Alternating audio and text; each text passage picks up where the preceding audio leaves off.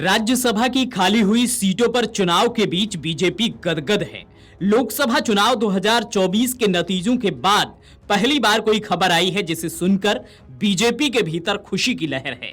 जुलाई में आए उपचुनाव के नतीजे भी ऐसे नहीं थे कि बीजेपी थोड़ी राहत महसूस कर सके, लेकिन राज्यसभा चुनाव के रुझानों ने ही बीजेपी खेमे में खुशियों की सौगात भर दी है। बीजेपी के लिए खुशखबरी यह है कि एनडीए ने राज्यसभा में भी बहुमत का आंकड़ा छू लिया है। 2014 में बीजेपी के केंद्र की सत्ता में आने के बाद पहली बार ऐसा संभव हुआ है। ऐसा लगता है कि जैसे कुदरत का बैलेंसिंग फैक्टर ऐसे ही काम करता है। लोकसभा चुनाव में पहली बार बीजेपी अपने बूते बहुमत हासिल नहीं कर पाई थी और एनडीए सहयोगियों की मदद से ही सत्ता में वापसी संभव हो सकी।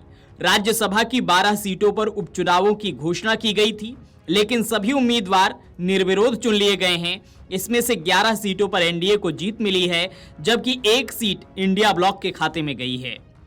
एनडीए में भाजपा को 9, अजित पवार वाली एनसीपी और राष्ट्रीय लोक मोर्चा को एक सीट मिली है और एक सीट पर कांग्रेस उम्मीदवार की जीत हुई है।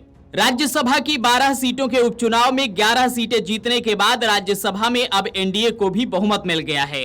लोकसभा में भी एनडीए ही सरकार में है और सरकार को बहुमत भी बीजेपी की वजह से नहीं, एनडीए की वजह से ही मिला है। 5-5 साल की 2 पारी के बाद बीजेपी तीसरी पारी में बहुमत से चूक गई थी। प्रधानमंत्री तो फिर से नरेंद्र मोदी बन गए, लेकिन बीजेपी को इसके लिए टीडीपी नेता एन चंद्रबाबू नायडू और जेडीयू नेता नीतीश कुमार की बैसाखी की मदद लेना मजबूरी हो गया। राज्यसभा में बहुमत का गणित ऐसे ही समझा जा सकता है कि 245 सदस्यों वाले सदन में अभी 8 सीटें कम हैं, लिहाजा प्रभावी संख्या 237 है। असल में 8 में से 4 सीटें जम्मू कश्मीर से हैं और 4 सीटें मनोनीत कैटेगरी वाली हैं। सदन की मौजूदा स्ट्रेंथ 237 के हिसाब से बहुमत का आंकड़ा 119 होता है। 11 सीटों पर जीत के साथ ही अब सदन में एनडीए के सदस्यों की संख्या 112 हो गई है। 6 मनोनीत और 1 निर्दलीय सदस्य का समर्थन भी एनडीए के साथ ही है और इस हिसाब से बीजेपी की अगुवाई वाले एनडीए के बहुमत का सफर पूरा हो चुका है। अब सवाल ये उठता है कि एनडीए को बहुमत का फायदा क्या मिल पाएगा? देखा जाए तो लोकसभा चुनाव में बीजेपी को मिले झटके की एक तरह से भरपाई हो गई है। ये भरपाई नंबर के हिसाब से जरूर हुई है, लेकिन व्यवहारिक तौर पर भी उतनी ही प्रभावी है क्या जितनी प्रतीत हो रही है।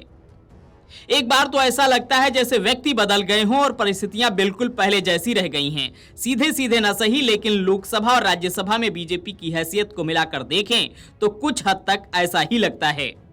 तो फिलहाल अब एनडीए के पास राज्यसभा में भी बहुमत है। ऐसे में जब सरकार कोई फैसला लेती है तो उसे उच्च सदन में पारित कराना आसान होता है। Video desk amarujala.com। अगर आप ये वीडियो YouTube पर देख रहे हैं तो हमारे चैनल को सब्सक्राइब करें और बेल आइकन को दबाना ना भूलें। अगर आप Facebook पर ये वीडियो देख रहे हैं तो हमारे पेज को लाइक करें।